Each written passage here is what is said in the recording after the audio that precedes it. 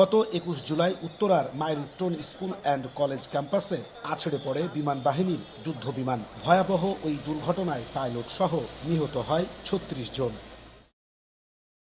ঘটনার পর সাবেক সচিব AKM জাফর উল্লাহ খানকে সভাপতি করে ঘটনার অনুসন্ধানে ৯ সদস্যের কমিশন গঠন করে সরকার। প্রায় ৪ মাস পর বুধবার ৩৩ দফা সুপারিশ সহ প্রধান উপদেষ্টার কাছে প্রতিবেদন জমা দেয় তদন্ত কমিশন। প্রতিবেদন সম্পর্কে জানাতে বিকেলে ফরেন সার্ভিস একাডেমিতে সংবাদ সম্মেলনের আয়োজন করে প্রধান উপদেষ্টার প্রেস উইং। রাষ্ট্রীয় নিরাপত্তাজনিত কারণে বিস্তারিত জানাতে রাজি হননি প্রেস সচিব। জানান, পাইলটের উড্ডয়ন ত্রুটির কারণেই নিয়ন্ত্রণ হারায় যুদ্ধ বিমানটি। প্রতিবেদনের বলা হয়েছে যে পাইলটের উড্ডয়নের ত্রুটির জন্য এই দুর্ঘটনা ঘটেছে।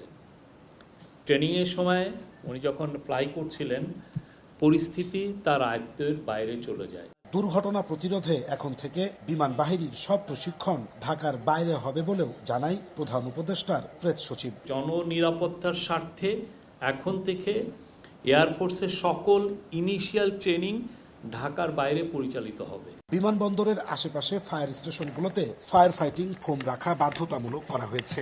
আর রানওয়ের স্বল্প দূরত্বে স্কুল, কলেজ, হাসপাতাল নির্মাণে যথাযথ আইন প্রয়োগে সংশ্লিষ্টদের নির্দেশনা দেওয়া হয়েছে তদন্ত প্রতিবেদনে। এই জায়গায় এই গভর্নমেন্ট ১ ইঞ্চি কাউকে ছাড় দেওয়া হবে না। নাজমুস সালেহী, সময় সংবাদ, ঢাকা। হয়ে একজন খুনি